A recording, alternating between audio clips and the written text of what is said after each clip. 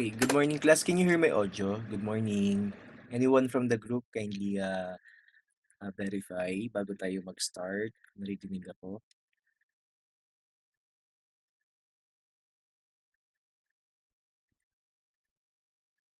Okay, thank you dun sa mga nag-respond.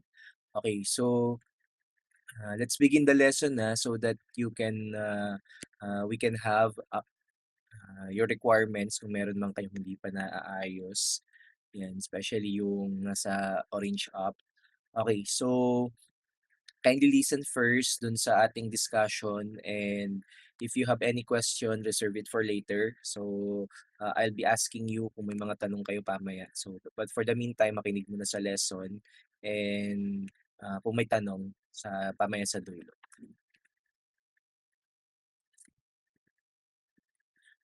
By the way pala sinend ko I have sent your grades na. For others, yung email nyo naba-block yung email ko, I don't know why. So I'll try again dun sa mga email na nag-bounce back. So I don't know kung anong meron sa email nyo kung bakit ayaw pumasok ng email ko. But to some, okay naman. Hopefully you've received your grades in film screen already. And dun na lang sa iba, na 'pag until pamaya pa rin wala, siguro after ng class natin wala pa rin kayong na-receive, probably, provide another email. Baka hindi compatible yung email nyo or there's something wrong with your email na in-input dun sa form. So yun muna. So, let's have the lesson first.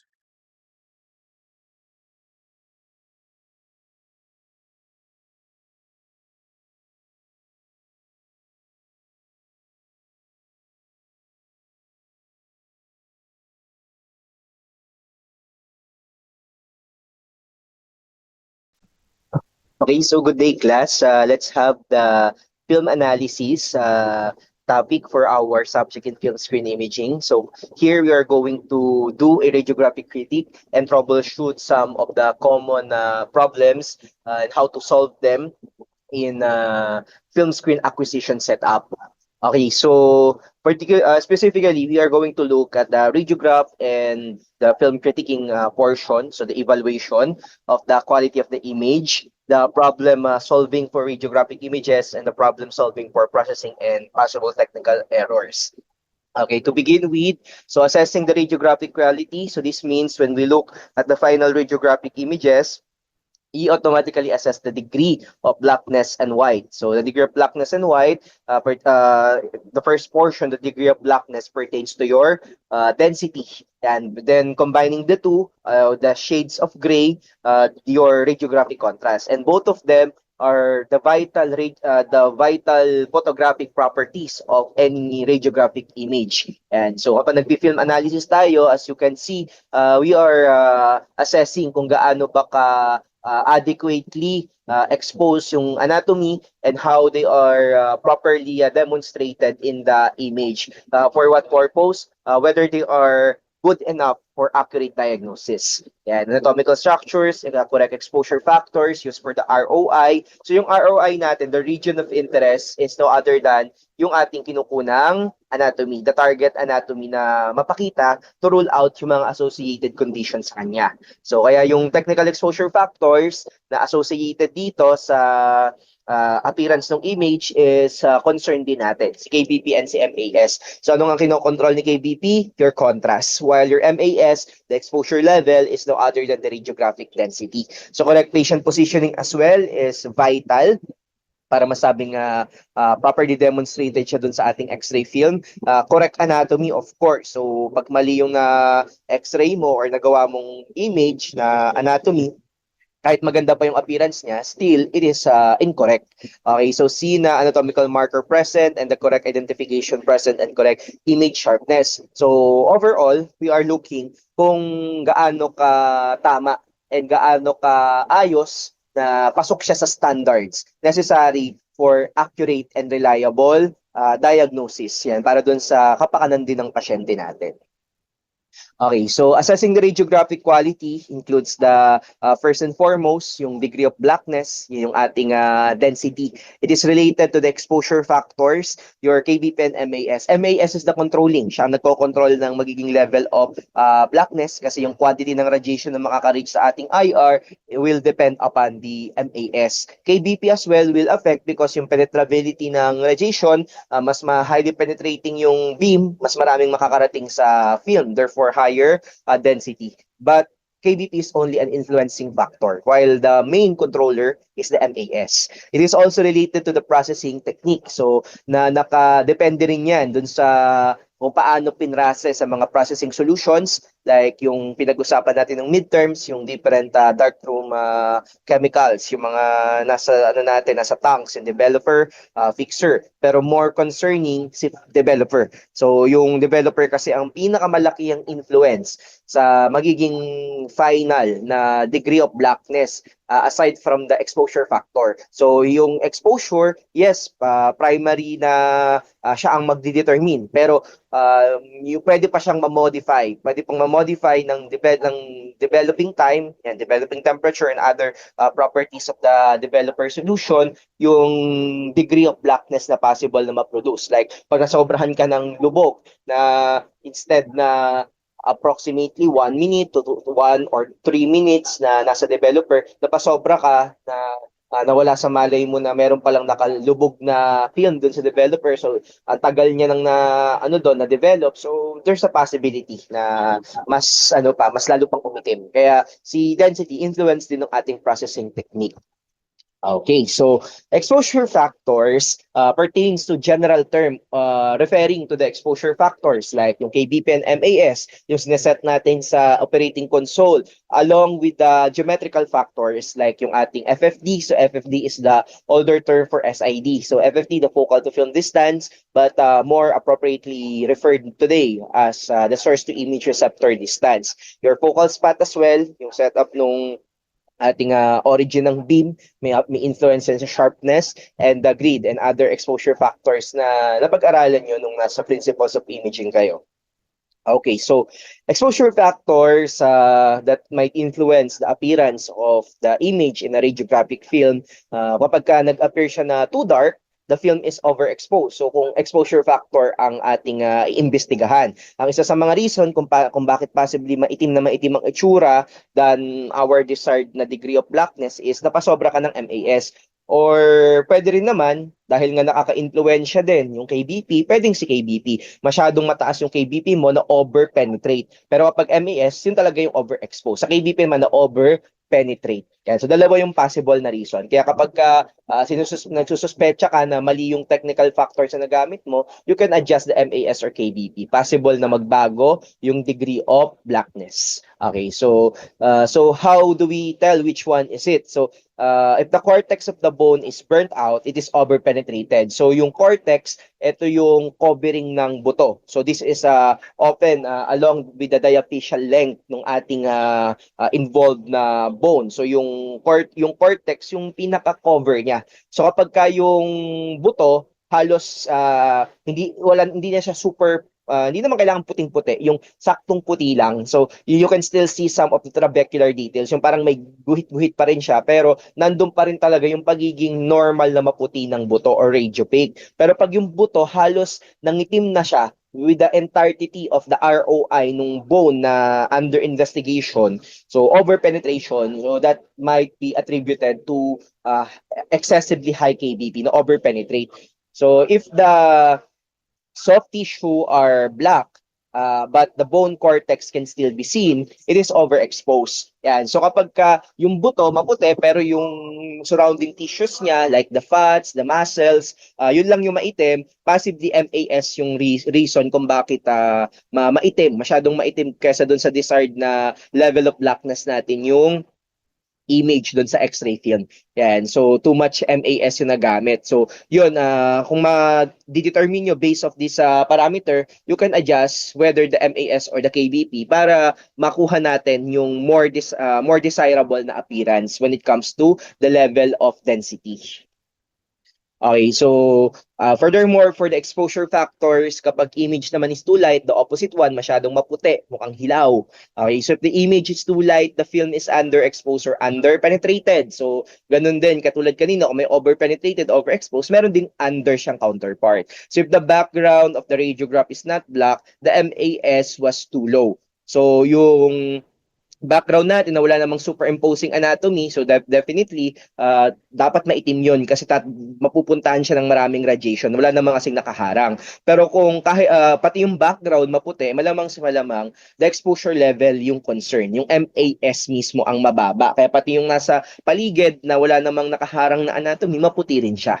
So if the bony trabeculae cannot be seen or there are white areas with no density in the ROI, the KBP was too low. So pag yung buto maputing maputi, so black yung background, pero yung buto maputing maputi na ang normal kasing appearance ng properly exposed na bone kasi meron ding mga laman na internal structures pa yung buto. Hindi lang siya solid na buong buo. Meron pang mga marrow dyan, may mga containing structure. So, pag nakita mo yung parang guhit-guhit na puti dun sa buto, dun sa kanyang loob, that means you properly expose it. You can show the trabecular details. That is one of the evaluation criteria para masabing tama yung pagkaka-expose ng buto. Meron pa siyang mga trabecular details na visible. Pero kung puting-puting na talaga, solid na smooth na white yung buto against the black background, the possible error kung bakit underexposed siya is the KBP, underpenetrated. So you can now adjust kung ano yung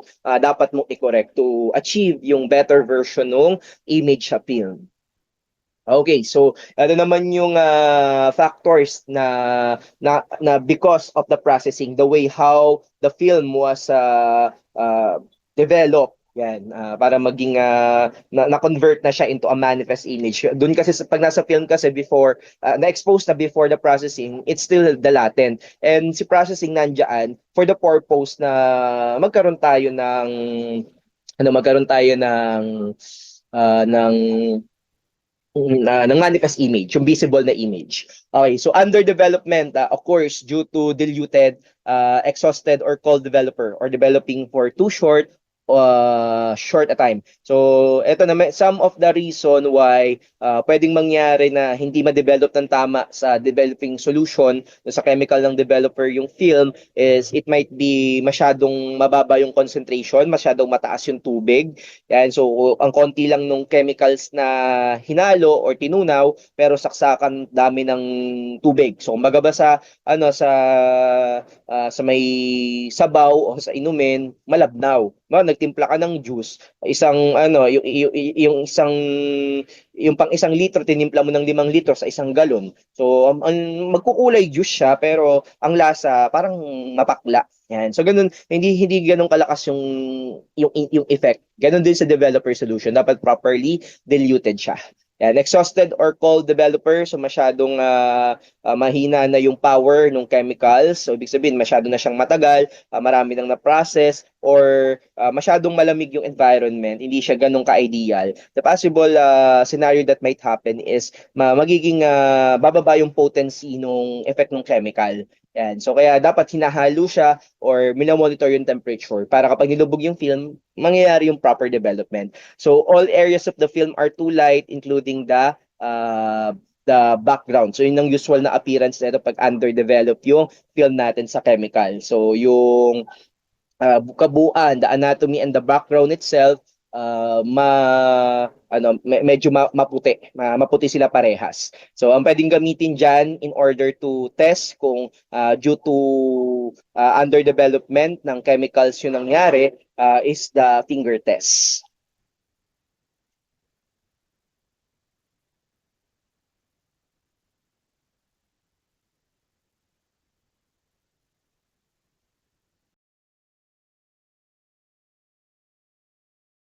Okay, so the what we can use for this kind of uh, problem with the image appearance of film is the finger test. So paano ginagawa to? So we can put our finger behind a black non-patient area. So meaning yung area ng film na walang anatomy na nasa ibabaw. So if you And so if you can see your finger, the film is underdeveloped. So yung film natin, pagka inulit siya for correction, dapat i-check kung anong property ng developer yung nagko-cause ng hindi pagkaka-develop ng appropriate blackness ng X-ray film natin. And so like the temperature, concentration, and other associated factors with the developer. Okay, so the common remedy na pwedeng gawin dito is top up chemicals with replenisher. So kung automatic processor, katulad yung nakashow kanina, the replenisher could be check kung nagre-replenish ba siya ng tamang volume for the developer. So hindi pa pwedeng lagyan ng tubig. Kung manual, wag mong bubuhusan ng tubig. Dapat ano rin, yung mismong chemical na pang add nung kanyang level, not just add additional water para tumaas yung chemical. Walang effect yun. So changing the developer regularly, yan kung hindi mo na ihintayin pa na maging over-exhausted yung developer. So, meron kang naka-time na pag dumating sa ganitong number of days, dapat na siyang pinapalitan. So, you can also use a correct developer temperature. Yan. So, as mentioned kanina, yung pag mababa yung temperature, humihina yung action ng mga chemicals. Hindi naman din pwedeng super taas kasi baka ma-overdevelop dun sa yung routine na developing time. So use a correct developing time, speaking of, so baka masyadong na premature na natanggal sa developer yung film, magkakos talaga yun ng underdevelopment or yung medyo hilaw yung appearance. So warm up the automatic processor fully before using yan para nga ma-achieve niya yung proper temperature. Okay, for the processing, kung may underdevelopment, meron din tayong overdevelopment. So this occurs when the developer is too hot or the film is in for too long. So either yung nag-cause ng sobrang pag-itim ng ating film dahil sa developer, masyadong mataas yung temperature ng developer natin or masyado namang natagal na na-immerse, nakalubog yung developer than normal dun, I mean the film than normal dun sa developer. The unexposed silver halide crystals are converted to metallic silver resulting into development fog, which is a uniform darkening of the film. So kapag dun sa ating developer, kung maalala nyo pa dun sa chemical components, meron tayong restrainer. Yan, so potassium bromide or the potassium carbonate. So but in all essence, the restrainer will somehow protect the unexposed silver halide crystal. Kasi ang goal ng developer, yung mga reducing agent, ang aatakihin lang supposed to be nila dapat yung mga exposed silver halide crystals ng radiation or nung lights from the intensifying screen. So ang dapat na mangyari yung mangingitim lang yung na-expose. Yung unexposed, hindi sila maapektuhan ng developer and pagdating sa picture, ma-remove sila para matitira lang yung mga na-develop na exposed silver halide crystal. Pero pagka nga sobrang tagal or sobrang taas ng activity ng ating developer, the possible scenario is ma-develop din yung mga unexposed silver halide crystal. At magre-result yun sa tinatawag nating development fog. Yan. So pwede ring magkaroon ng fog because of the chemicals, hindi lang ng background radiation or white light. Okay, so too much radiation versus overdevelopment. So how we can distinguish the two.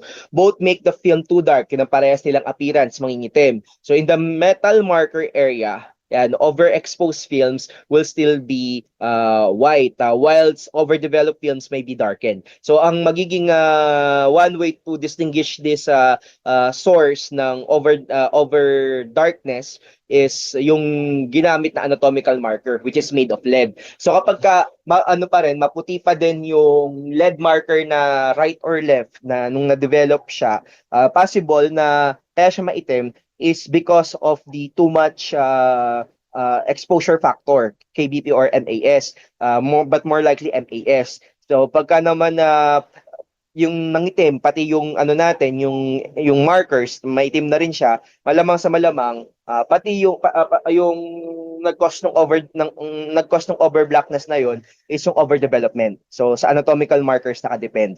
So both an underexposed radiograph and an underdeveloped film have gray background. And so yung ano lang natin, ang medyo mahirap lang i-distinguish yung underexposed saka underdeveloped kasi yung manifestation nila is almost similar.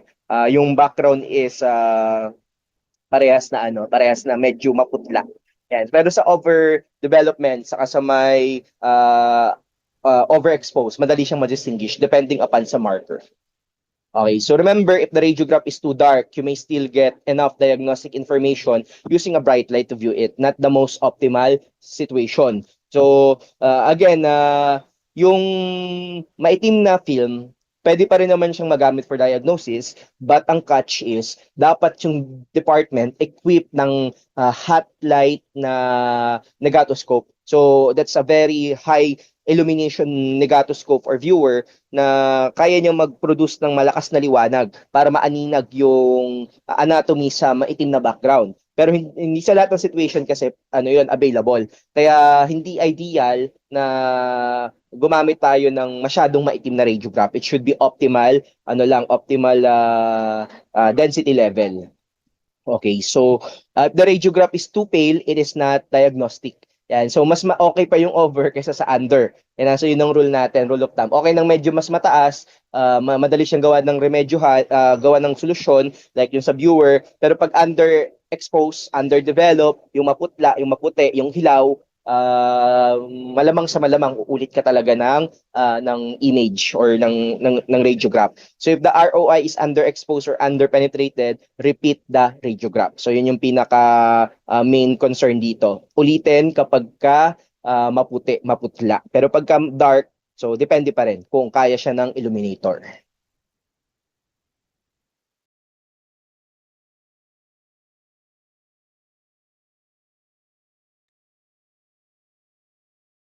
Okay, so now let's talk about the radiographic contrast. So here, this is the difference between various shades of gray or more commonly known as the densities on the film. So kung si density or the optical density is the degree of blackness, gaano kaitim yung ating radiograph. Si contrast naman, it is obviously known to you, is the difference of the adjacent densities. So gaano kaitim or gaano mas maputi yung isang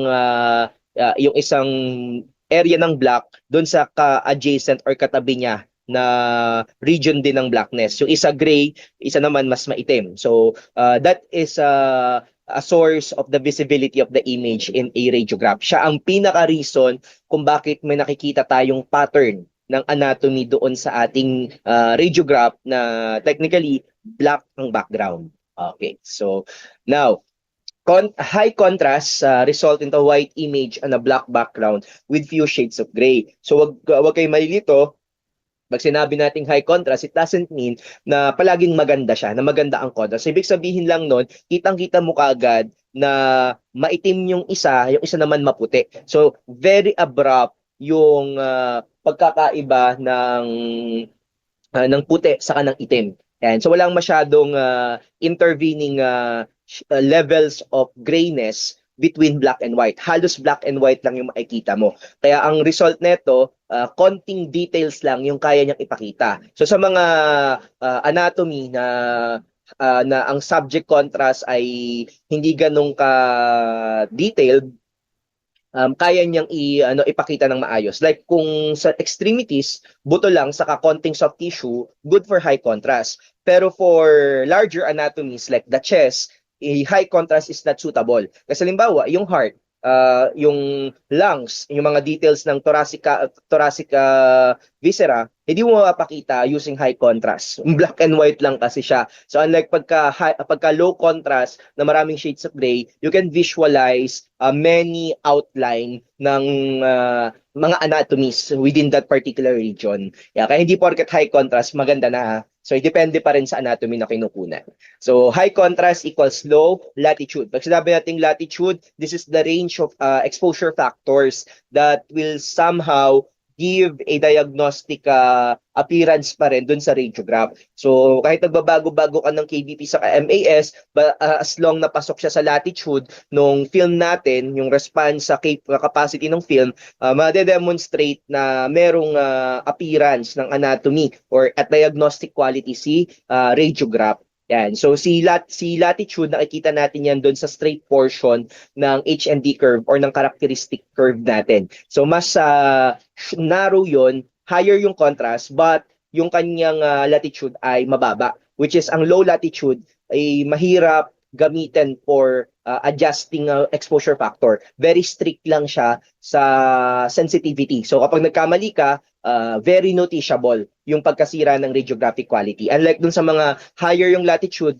despite na low ang kanyang contrast, yung exposure factor, kahit medyo significantly nagbavari, makikita mo pa rin yung ganda nung or acceptable pa rin yung image. Yan. So yun yung trade-off pagdating sa contrast at sa latitude. So high contrast doesn't allow a large range of anatomy to be visualized. So again, ito yung ina-explain ko sa inyo kanina. Hindi porket high ang contrast, maganda na siya palagi. So nililimit niya yung kaya lang na dami ng magkakaibang anatomy na napapakita. So sa mga anatomy na halos magkakalapit lang ng attenuating properties, siya medyo hindi ganun ka gandang gamitin. Katulad sa abdomen, magkakalapit siya ng maraming organ na magkakalapit ng attenuating property. So pag gumamit ka ng high contrast doon, hindi mo sila makikita lalo.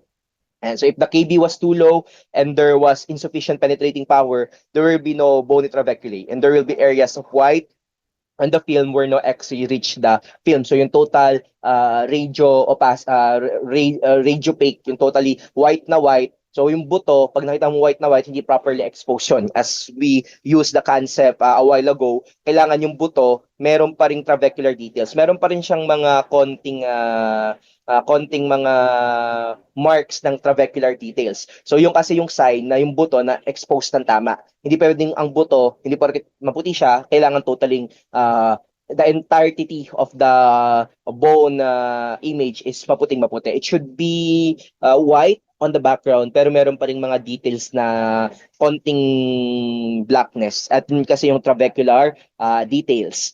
Yan. Okay. So, contrast sa pagka low naman, has too many shades of gray. Okay. So, hindi porket low, pangit ang contrast. It only mean na hindi ganun kadaling makita yung pagkakaiba ng black and white. Na maraming in-between na shades of gray between black and white. Yung mga shades of gray na yun yung tutulong para magpakita ng other organs or structures na magkakalapit ng attenuating property. Yan. So, yun nga lang, low yung contrasting feature. Medyo mahihirapan yung observer or yung viewer ng image na ma-distinguish na ibang organ or structure na pala to na ganito yung shades of gray niya.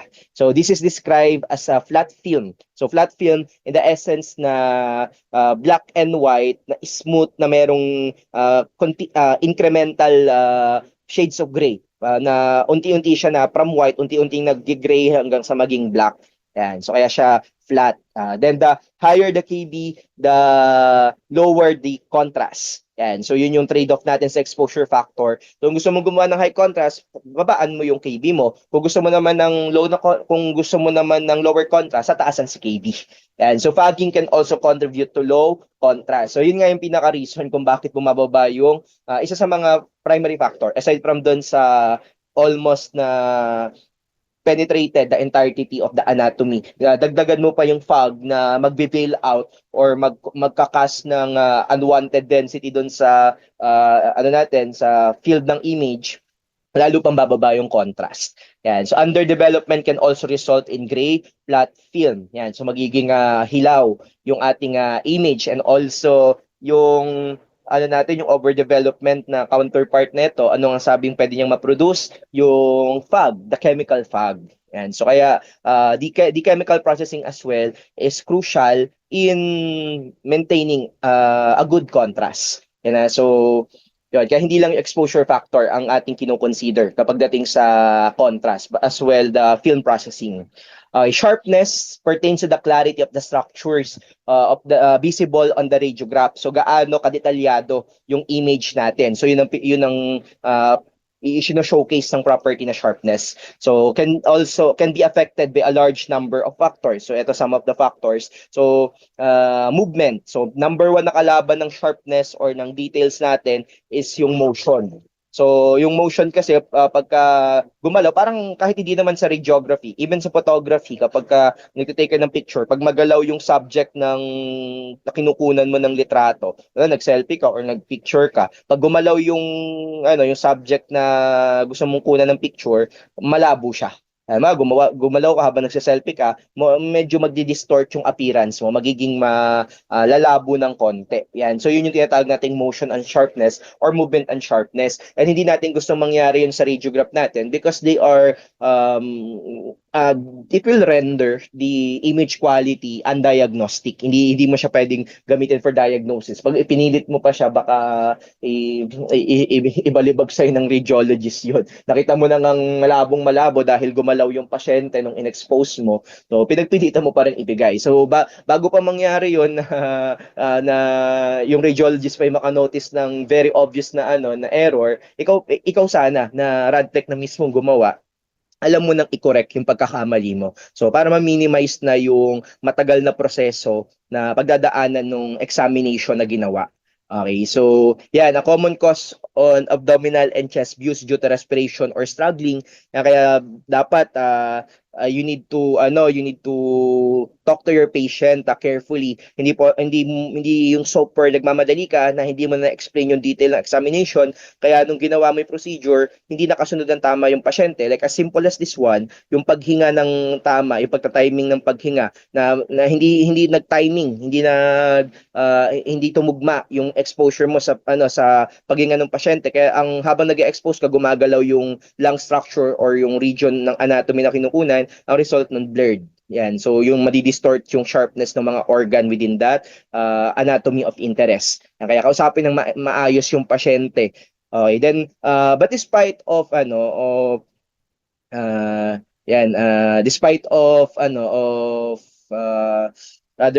I say is yung pakikipag-usap, minsan kasi hindi nakakausap ng maayos yung mga pasyente, like kung ano yan, bata or yung mga merong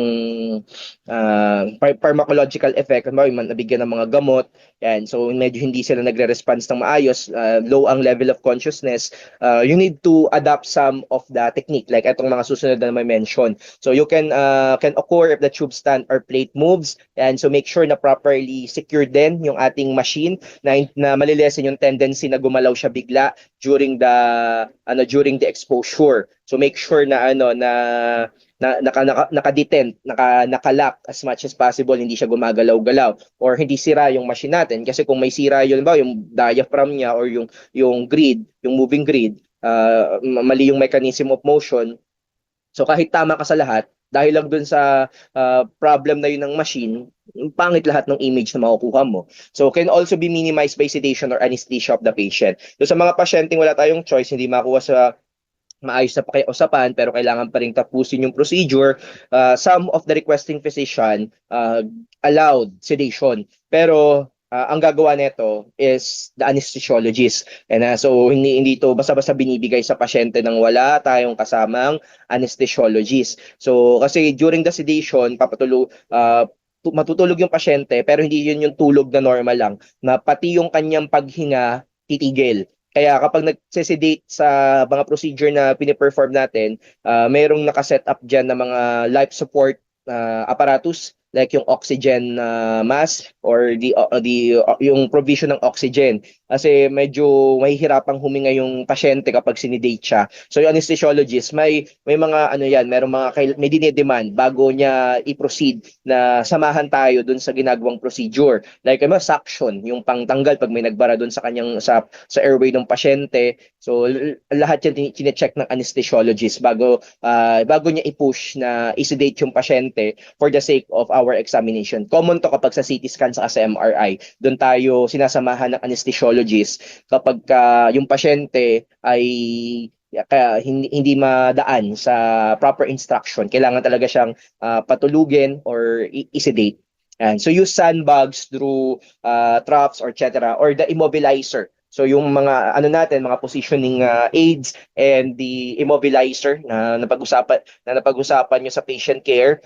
So yung mga restraining devices na yon, kung hindi naman sila nakaka-impede ng motion or nagko-cause ng anatomical disturbance, they can be used But again, there must be consent. Kailangan na pinayagan nung pasyente or nung legal guardian ng pasyente. Yan, kung wala pa siya sa proper age or wala siya sa tamang katinuan. So para ma-avoid na makakasuhan ka like ng false imprisonment kasi tinali mo yung pasyente na hindi naman dapat siya tinatali. So yun, last resort siya as much as possible. And the best among others is no other than keep the exposure time as low as possible. Ito yung pinakamaganda na pwede mong gawin kasi habang ginagamit mo yung pinakamaikling appropriate, again, appropriate na exposure time, you are lessening the discomfort due to prolonged stay dun sa table na matigas, saka yung hindi naiinip yung pasyente, lalo na kung bata. So mas nagtatagal ka, mas may tendency na magkaroon ng error na hindi natin gusto na makakasira sa quality ng image.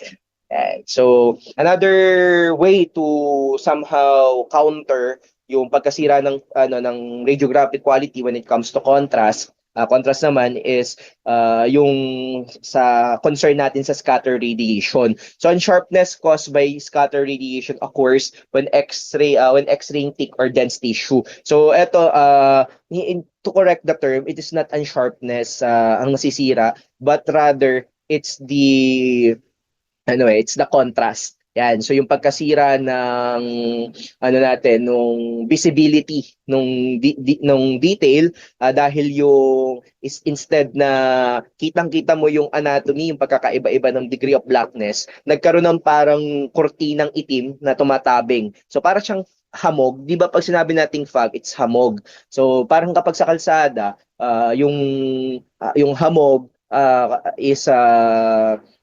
nakaka-block doon sa proper perception ng mga kasalubong na sasakyan. So speaking of like yung nangyari na incident sa may Esitex, isa sa mga biniblame doon yung kung bakit nagkaroon ng karambola ng sasakyan doon is yung usok na nanggagaling doon sa biniburn na mga crops nung mga farmers. So na sinasabi nila na baka daw napunta doon sa may kalsada, so nagkaroon ng makapal na usok, so nagkakabulagaan yung mga sasakyan kasi nahihirapan silang makakita sa daan. So ganun din yung yung nangyayari sa effect ng fog due to scatter radiation. Ang hindi nga lang siya puti, it's more of black. So nagkakaroon ng black field of density na somehow sumisira doon sa accuracy ng perception nung mga detalye ng ating image. So this can be reduced by collimating to the ROI. This is the best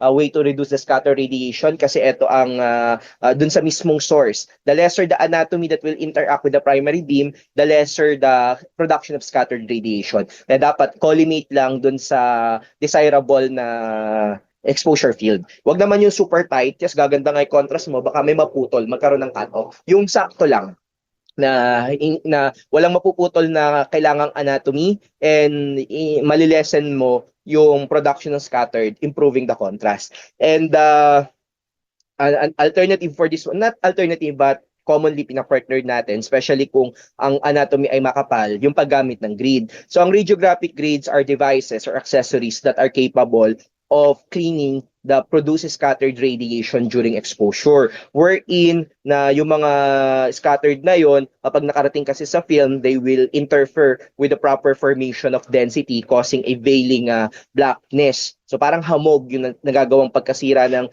visibility dahil doon sa hamog pero kulay itim na hamog na bahagyang itim lang, hindi siya totally black na black naman. So wala siyang laman na diagnostic information. So ang gagawin lang para matanggal yung or hindi siya totally matatanggal lahat. Mabawasan to a level na hindi na siya significantly nakakasira doon sa visualization ng ating anatomy is by using a grid. Yan. So si grid taga-absorb nung scattered bago makarating sa film. Kaya pagitan ng patient or ng anatomy sa kanang radiographic film, nilalagay ang radiographic grid. So ang radiographic grid ina-absorb yung scattered because they are traveling at different angle compared dun sa primary beam. So si primary beam kasi yung nakadesign siya na tatagos doon sa may interspace material between the radiographic grid. Yan yung pang clean up ng ating scattered radiation. So depending upon dun sa type ng grids na gamit. Yan. So pero majority of the time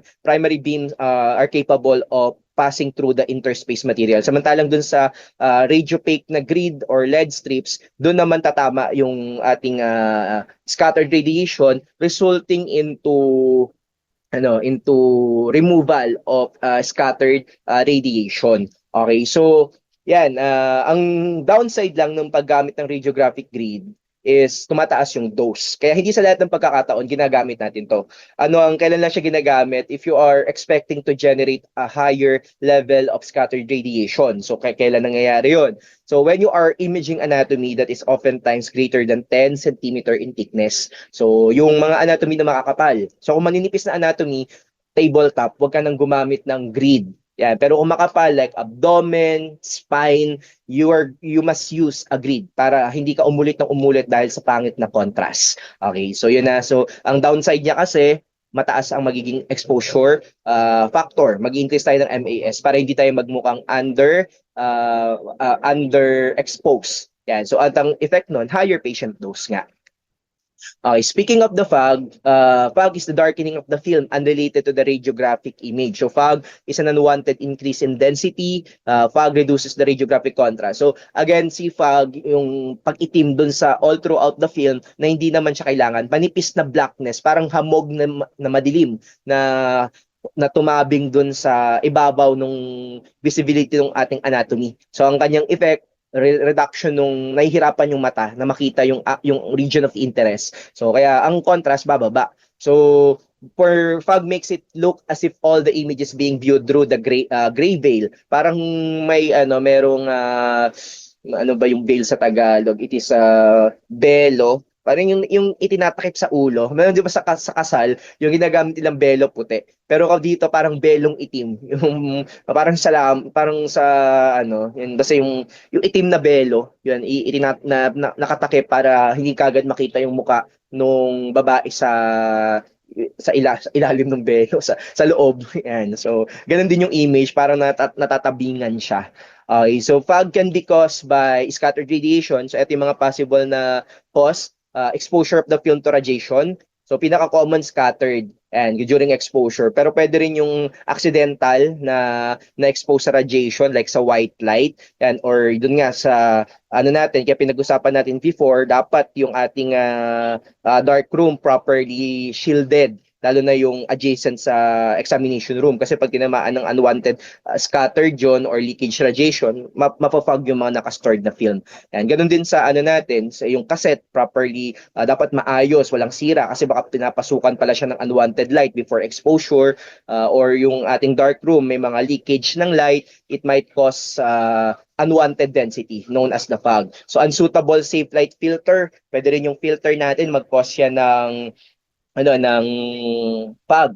Yan kaya dapat appropriate yung niya, yung filter na gamit sa may sensitivity ng film. Okay na pinag-usapan natin before, the safe light close to the workbench, yung tamang height, dapat na ino-observe din kasi kapag mali yung height from the loading bench na pwedeng magka-fog yung film natin. Prolonged storage, yung way beyond the expiration date ng film, expiration kasi yon. Kaya ang setup natin usually, kung sino yung unang binili, siya dapat yung unang maubos. Tapos yung fresh, yung bagong bili, siya yung huling gagamitin kasi matagal pa yung expiration niya. Kasi as the time goes by, yung background radiation nag-accumulate dun sa film natin, rendering it na pumapangit na yung inherent contrast ng film. And also overdevelopment. Yun nga yung pinag-usapan natin kanina na masyadong either mataas masyado yung temperature ng developer or masyadong malakas yung concentration or ang pinaka common sa developer solution masyadong matagal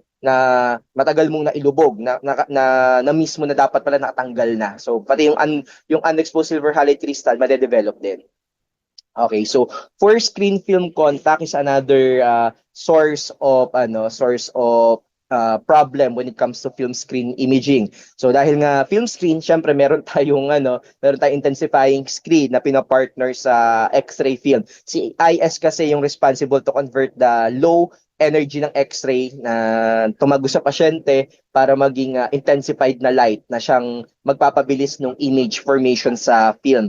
So, ito yung pwedeng problem pagdating sa film screen. Aside from the mismatching na hindi magkatugma yung emission ng light doon sa light sensitivity ng film, pwede rin yung physical problem like yung hindi maayos yung contact, yung pagkakadikit ng ating IS doon sa may X-ray film resulting into possible blurring. Yan. So, caused by shrinkage of the felt pad behind the intensifying screen. Yung felt pad, ito yung parang foam na oftentimes sa may sa may back cover doon sa may sa may back cover, merong between the IS and the actual backside, merong foam na manipis doon. Ang purpose doon is pag inipit, mas ma-push palalo yung pagkakalapit ng husto na almost negligible yung space sa pagitan ng IS sa anong ating X-ray film.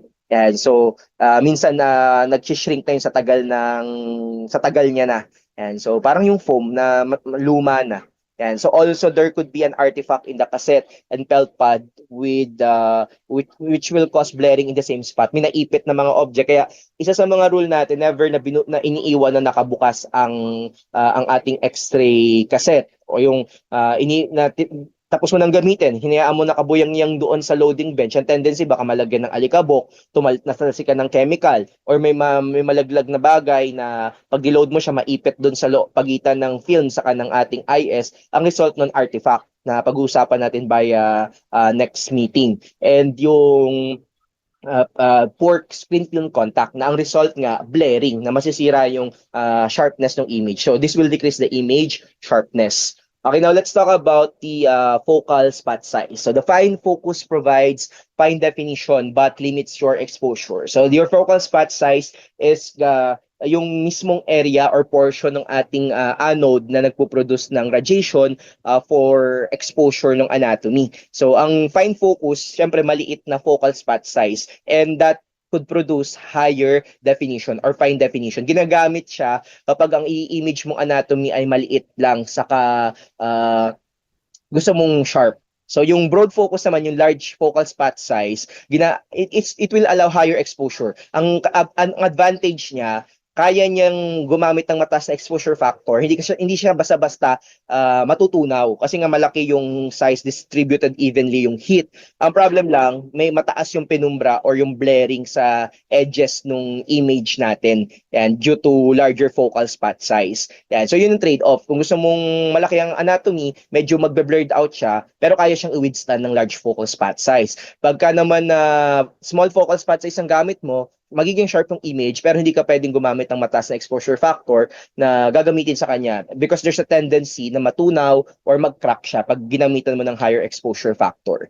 So this may be minimized this by keeping the object to film distance as short as practicable and maintaining the reasonably long FFT. So we can reduce yung tinatawag na focal spot blur yan sa principles of imaging. Meron tayong tinatawag na focal spot blur, yung inherent na blaring sa edges ng actual image, yung tinatawag nating penumbra, by making sure that as much as possible, the object to film distance or yung OID, the object to image receptor distance ay sobrang liit to minimize the magnification na nagpapa-aggravate pa sa focal spot blaring and also maximizing the possible SID or FFD. Parehas lang naman sila, focal film distance or source to image distance. You are improving or mitigating the resolution. Yung both na combination ng maliit na OFD at mahabang SID is constituting a higher sharpness. Okay, speaking of magnification and OFDs, ito pa isang pwedeng mag-cause ng problem pagdating sa sharpness. So the diverging X-ray beam produces some magnification. So mas lalong lumalayo yung from the source, lumalawak yung ating X-ray beam. Kung makikita nyo dito sa image, ito yung focal spot. So habang malapit sa focal spot, lesser yung divergence. So pag mas malayo na, yung divergence ng ating beam, mas malayo yung ine-expose, mas malawak, malaki yung exposure coverage. Yan. So, increasing the magnification leads to an increased penumbra effect. Ito nga yung medyo malabong detail sa gilid nung object na kinukunan talaga. So yung gilid niya medyo blurred, hindi ganun ka-sharp. Ang tawag natin doon is penumbra effect due to the inherent property ng focal spot na hindi naman talaga siya focal spot. It is a tiny circle na hindi siya spot. Ang perfect kasi para perfect kasi spot dapat kasi hindi nga talaga siya spot. It is rectangular paminsan pero hindi siya perfect spot. So this may be minimized by positioning yung animal or yung yung patient and as close as to the cassette as possible. Yan. So or yung anatomy rather. Yan. So yan yung anatomy yung anatomy natin ang combination na banggit natin kanina, higher yung SID yan para mas sharper plus mas maliit yung OFD. Yung OFD na sinasabi dito minimize the positioning with respect to the cassette. Dapat yung pagitan ng ating anatomy sa kanong cassette dikit na dikit sila para malesen yung magnification. Yung maliit kasing SID sa malaking OFD, yun naman yung devastating na ang result is magnify yung image pero malabo. Okay, so kaya dapat minimize ang ating OID, maximize ang SID. And standard SID na ginagamit natin sa mga tabletop 100 centimeter. Yan yung equivalent ng 40 inches or pwede hanggang 115 centimeter. Yan. Pero ang pinaka kapag standing upright yung mga nakatayo, pwede yung hanggang 180 centimeter. So yun yung addition dyan. I rather 180 centimeter tama or 72 inches. Yan. So yung pang standing upright katulad yung sa chest x-ray, mas mahaba yung gamit natin doon to avoid na ma-distort due to magnification yung heart. Kasi di mo naman pwedeng idikit yung puso doon sa film ng dikit na dikit. Unless na lang hindi buhay yung ine-x-ray mo na okay lang idikit yung puso niya sa x-ray film. Pero in the actual scenario, palaging merong mediastinal distance or merong anteroposterior distance yung heart from the film. So palaging may inherent na magnification. So to avoid na magcause ng misdiagnosis like sa case ng cardiomegaly, yung lumalaki yung puso na maraming complications sa sakit na yun. So we maximize the combination of OID sa SID. Yan. So sa higher year level nyo pag-uusapan yung mga technique na yun, paano siya gawin. Okay, so ito yung siguro mga last part na the basic errors na pwede nyo ma-encounter sa radiography and you should be able to identify them kasi kapag na ano nyo sila na mislook or na miss tapos yung image na pangit na arating sa radiologist, so there might be a scenario that you don't want to happen again. Yan, so lalo kasi sa ospital, dito sa school baby kayo pero pagdating sa ospital, believe me, medyo harsh ang situation. Kasi you are already dealing with the actual living person, yung pasyente na buhay. So pag nagkamali ka, pwedeng ikasira ng buhay ng pasyente mo. So kaya mahirap magkamali pag nasa ospital tayo. Kaya ngayon pa lang, you need to condition yourself na to have a keen observant mind na hindi ko sinasabing maging perpekto, pero as much as possible, lessen committing error. Because for every error that you commit, one patient life could be affected significantly. And so yan, yung inappropriate collimation, walang marker, wrong yung markers natin, pwedeng mali yung maoperahang side, yung isang organ yun na natanggal instead yung healthy organs ang natanggal kesa yung meron talagang sakit. So, pwedeng mangyari yon yung mga scenario na nakakatakot. Tapos after investigation, nag-point out lahat na ang pinaka main source of error, ikaw. So, malaki ang consequence nun and you don't want that to happen. Kaya ngayon pa lang we are training you na to be somehow diligent enough to avoid worse errors. Yan, pag nasa ospital na kayo. No centering, wrong FFD, tapos and yung pinaka ano dito, yung mga artifacts. Yan, by next meeting pag-uusapan natin yung mga different form of artifacts, yung mga groupings nila and how to spot them and how we can somehow correct them. Okay, for the meantime, hanggang dito muna tayo and see you by next meeting.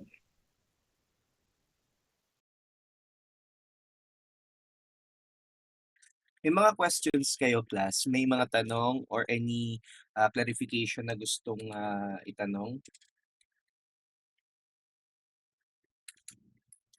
May mga tanong ba kayo?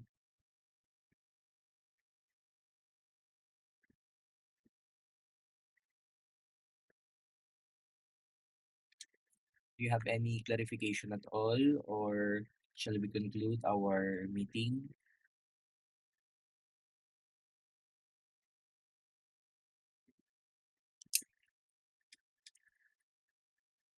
Okay, so kung wala naman na kayong tanong, I have sent using another email your grades dun sa mga wala pang na-receive so far.